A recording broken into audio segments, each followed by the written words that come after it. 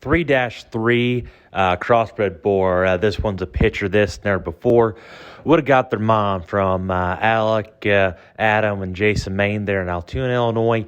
Their grandma would have originated from the Knopf firm. The grandma is the first rule Lock It Up, so goes back to Kyle's Lock It Up sow that has been very, very successful for him. 3-3 is definitely a personal favorite of mine. This one fits my speed a little bit more in terms of the ones I like to feed. He's one that if you start off in terms of this front portion of his skeleton, he's one that's got a stout skull, but definitely is the most elegant in terms of his neck shape and ties it high on the top portion of his skeleton. He's one, you can tell in the video, drives at you, busted open about his chest, but still square in terms of how his arm lays into his body, driving right at you.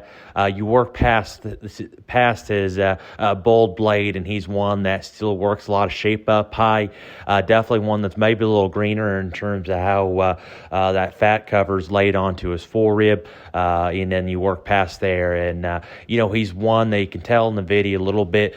Maybe he's just not just the most jet level hip thing in the world, but I think that actually works to his advantage, because how this one's huge hind leg is put together in terms of the length he has to his stifle, the set he has to his hock and passion.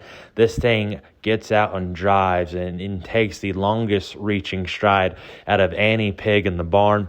I think this one's hind leg is incredible. I think as he gets bigger and gets bolder and stouter, I think that one's hip will lay in him a little bit neater as a big pig. I think he's a very, very fun one to feed. I'd be very, very excited to see who ends up with this one, and I would really like to help get the full potential out of this guy.